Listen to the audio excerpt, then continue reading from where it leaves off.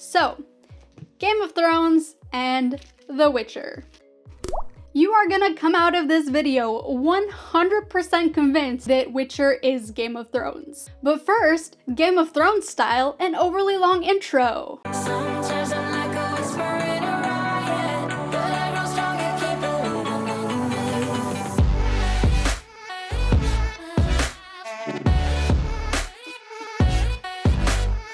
So the first question we have to address here is, do I compare Game of Thrones Season 1 to Witcher Season 1? That sounds fair until you consider the fact that Game of Thrones Season 1 dropped on April 17th, 2011, which is like a billion years ago. That was the golden year that brought us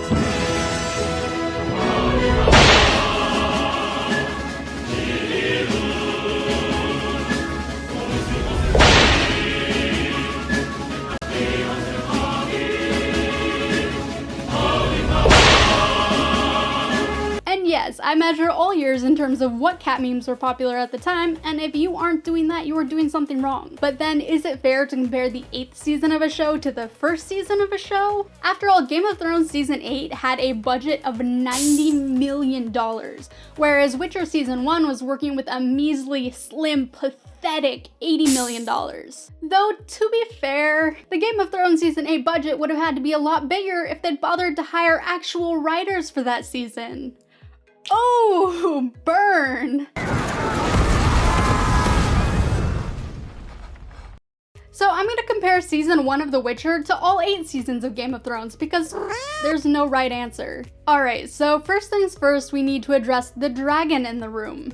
Let's talk VFX, otherwise known as VFX. After a lot of deliberation, after rewatching both of these shows in their entireties, after comparing scenes side by side and looking at scenes frame by frame, I can say without a shadow of a doubt that both of these shows do in fact use visual effects, and therefore they're the same. Next topic. Okay, let's break down fight scenes. So Geralt, I'm gonna say that interchangeably through the whole video and I don't even care. Geralt fights with swords, daggers, magic, and teeth, which automatically makes him 50 billion times cooler than any of the fighters in Season 1 of Game of Thrones. But let's toss Game of Thrones a coin and look at future seasons, because what kind of highly structured, super fair kind of analysis would this be if I didn't do that? So we have Arya Stark, who fights with a dagger, sword, faces, which are magic, and cooking, because she is a rounded lady and she can do everything. Arya is basically the Geralt of Game of Thrones. So, in summary, the shows are the same in this regard. Next item is a hefty one, and I took extensive notes for this one, and that is nudity. Now, in a perfect world, we'd have multiple seasons of The Witcher to analyze, but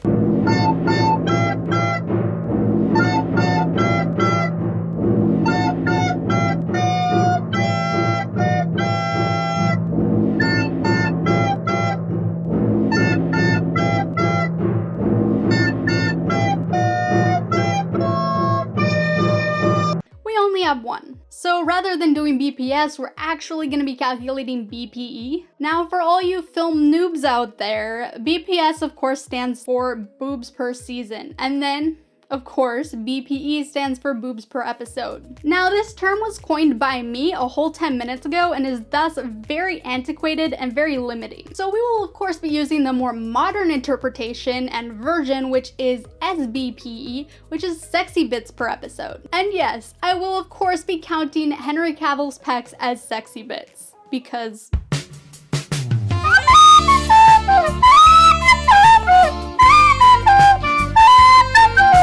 so let's look at numbers from The Witcher. In episode 1, we get 6 fully naked women, and we also get a sex scene with Geralt in it, but Netflix was courteous enough to not want us nosebleeding all over the place, so they gave us a fully clothed Henry Cavill and a fully clothed whoever the hell this other actress is. It doesn't matter. She'll be dead soon.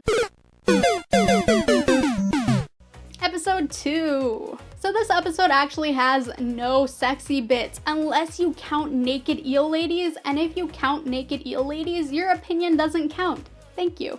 Episode 3. Prostitute breasts. a whole 2 of them because Netflix is generous that way. And then Netflix throws out all nosebleed courtesy and throws us dick first into the scene with Yennefer, full on riding bone expert wizard dude in front of an illusion court. Why? Because Yen is kinky as We do get 2 more boob appearances in this episode, but they don't count because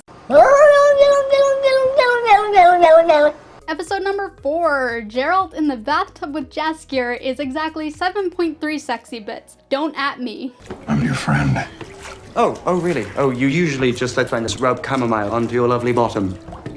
Yeah, exactly. That's what I thought. Episode number 5, we get some old man butt, which is nice. And then Netflix goes from a 2 to 20 in some number of seconds flat. I wasn't willing to count them, but we get a full-on orgy scene, as I'm sure you are already very much aware because the internet is a thing. And then we get a scene with Geralt and Yen in the bath, and nosebleed levels allow us to categorize this as a sex scene, despite no sex actually occurring in this scene.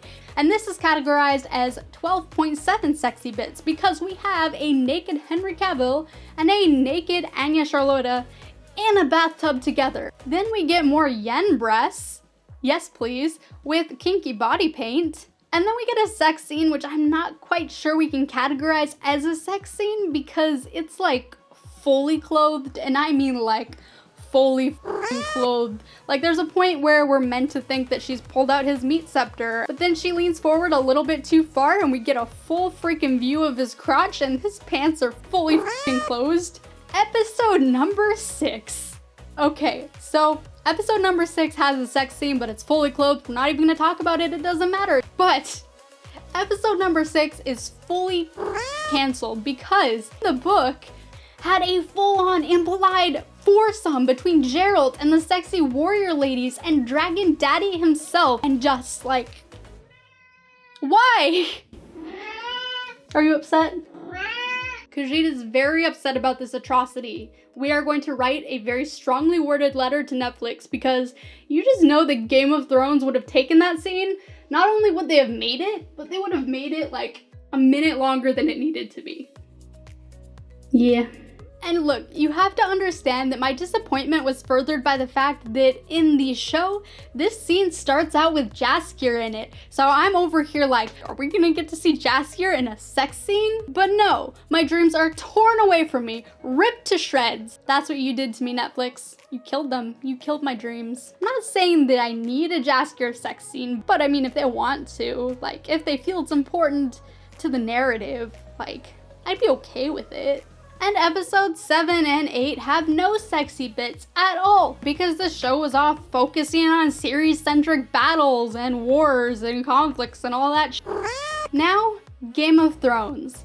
Look, jokes aside, I legit set out to count genitals for this video. I had my notebook and then I saw my second full-on penis and I just...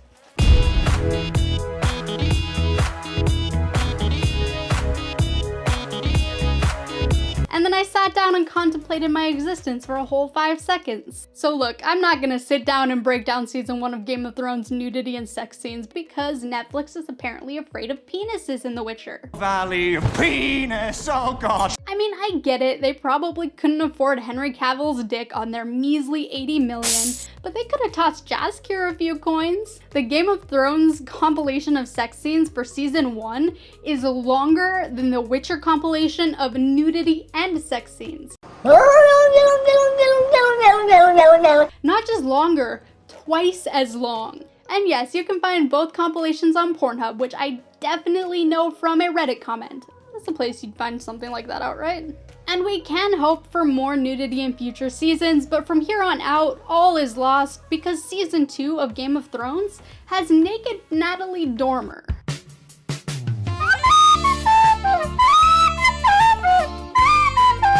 And believe me, I wanted to help Netflix out here. I tried to stretch the numbers. I counted Yennefer's breasts twice, 3 times, because it's Anya Charlotta and she deserves it. And I tried to count each one of Geralt's muscles individually because it's Henry Cavill and he deserves it.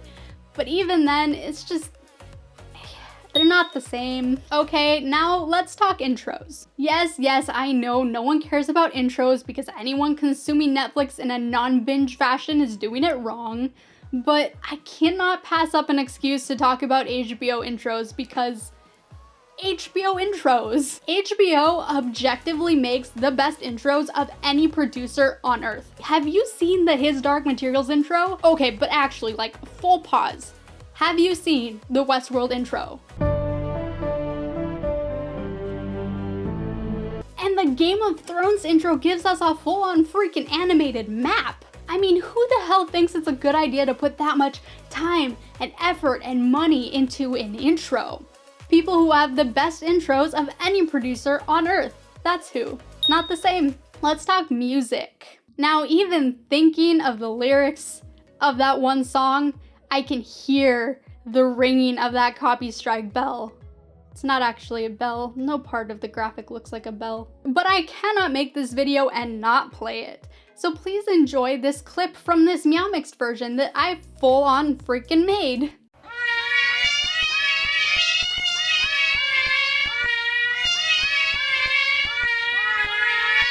Beautiful. Music aside, Game of Thrones music didn't give us memes, and therefore they are not the same.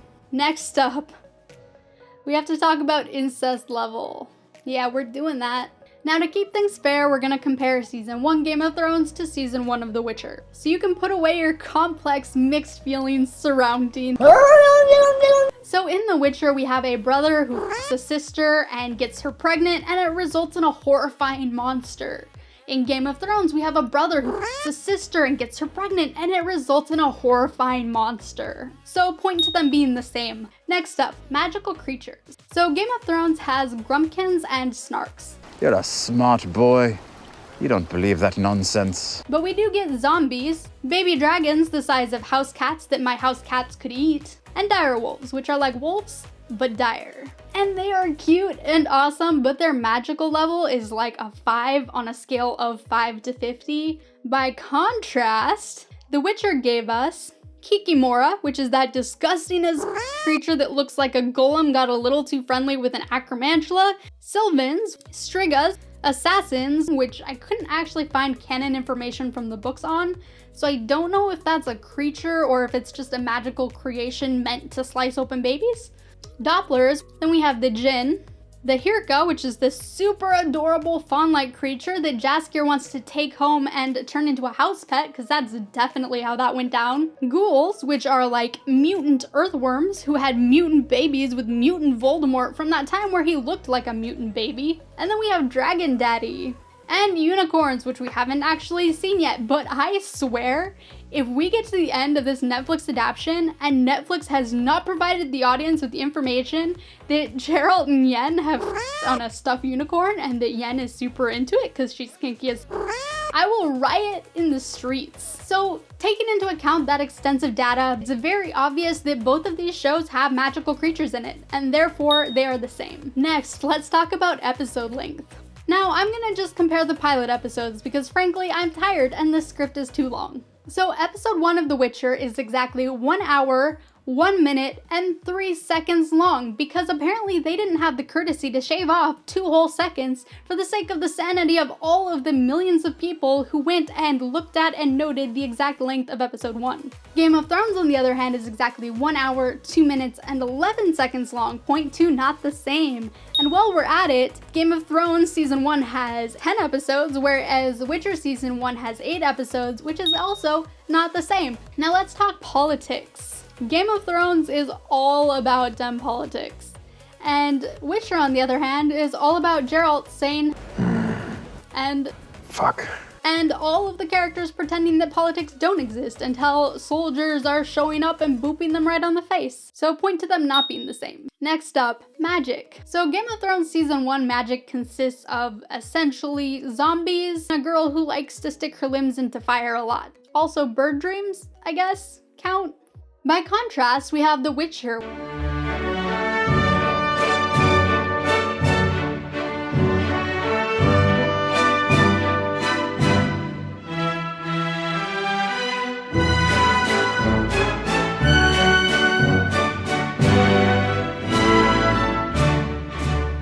did you... Oh, right. Magic.